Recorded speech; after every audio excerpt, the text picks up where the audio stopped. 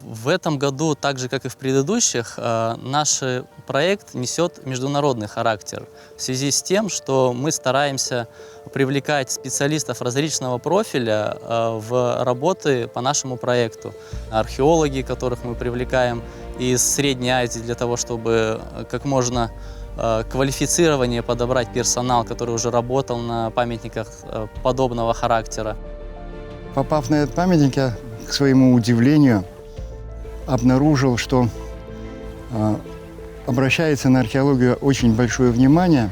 Сам памятник интересен в том отношении, что здесь на протяжении довольно длительного времени, потому что самый ранний памятник, который здесь обнаружен, он рубежа нашей эры, и вплоть до современности продолжала жизнь. И в этом его особенность, потому что здесь много всяких наслоений, которые дают возможность проследить историю развития города.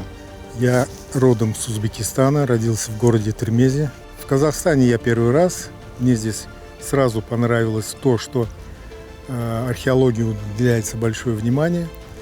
И самое главное, что вот здесь я увидел отношение к памятникам археологии. Мне было интересно, когда я услышал и согласился. Почему? Потому что здесь находится знаменитый памятник.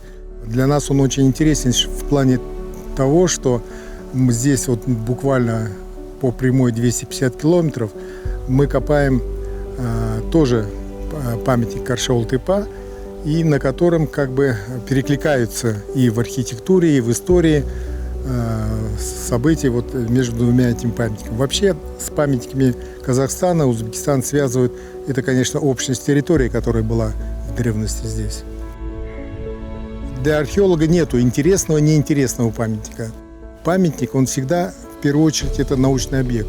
Люди 19-20 века и люди даже, допустим, 1 века, они в чем-то похожи, в чем-то разные. Поэтому нужно изучать и жизнь людей, допустим, и в 1 веке, и жизнь людей в 20-м. Придя сюда, вот на этот памятник, увидев просто, вот, что вот среди вот этих корявых таких стеночек, полуразвалившихся, люди как-то существовали, жили и, главное, творили. И если бы не они, может быть, и мы бы не жили, не пользовались вот этими благами культуры. То, что сейчас делается археологический парк, это очень важный момент именно в деле сохранения памяти, народной памяти о своей родине, о том месте, где они живут. То есть это вдвойне ценно, несмотря на чисто археологический интерес. Почему вот казахская сторона делает правильно? Потому что это все равно это память. В первую очередь, любой памятник, он должен служить патриотическому воспитанию, гордости за свою родину. Памятник – это остатки нашей памяти, поэтому мы должны сохранять их. И вот здесь мне понравилось. Почему? Потому что, когда будет приходить сюда молодежь, она будет видеть, и она увидит, что вот, начиная с 1 века, вот как на этом памятнике Культыба, вот, они могут мысленно вот так проследить такую эволюцию историческую жизни своих предков.